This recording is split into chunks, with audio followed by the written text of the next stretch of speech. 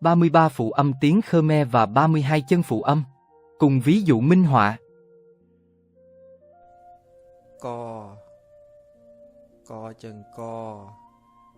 Cốc, Con cò.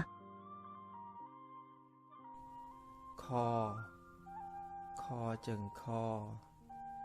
Kla, Con cọp. cô, cô chân cô. Cô, Con bò. khô, khô chân khô. Khmum, Con ong. ngô, ngô chân ngô. Nghiêu, Sò huyết.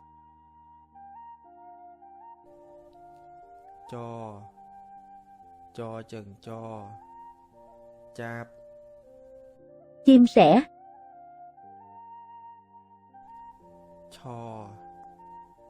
cho chân cho. Chma, Con mèo.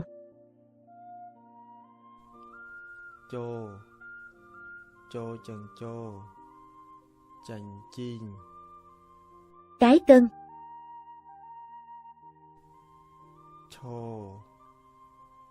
chô chân chô. Chút, Hoa sen.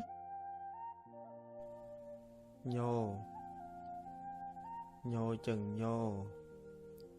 Nhâm, Ăn. đo chân đo. Đao, Thanh kiếm.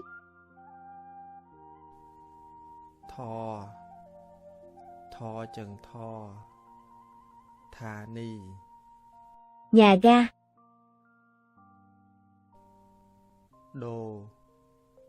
đô chân đô.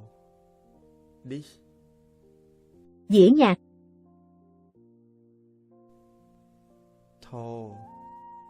thô chân thô.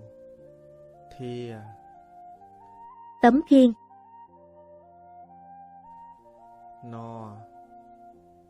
no chân no. Trầm này, Thức ăn. to chân to. Ta, Ông cụ.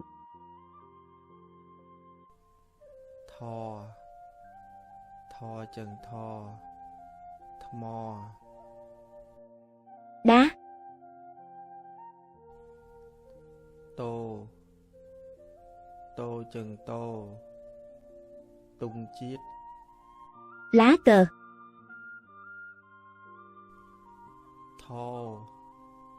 thô chân thô. Thông, To, lớn.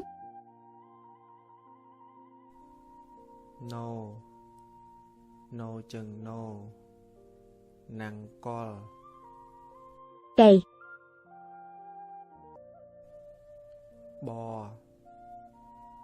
bo chân bo. Bồng con, Tôm càng.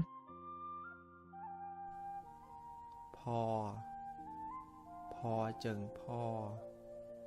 Phao, Pháo.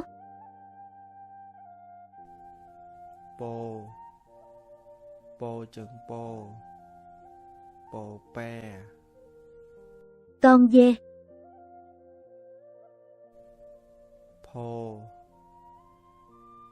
phô chân phô. Phleung, Ngọn lửa.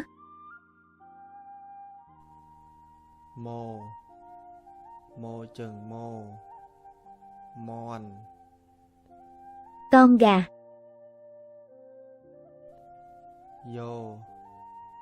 vô chân vô. Dông, Thóc.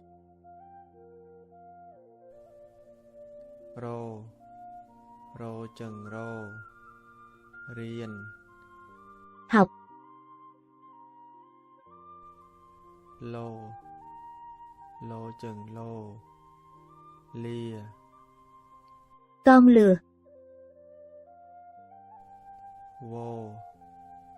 vô chừng vô. What? chùa, So. So chừng so. Xoa. con khỉ, Ho.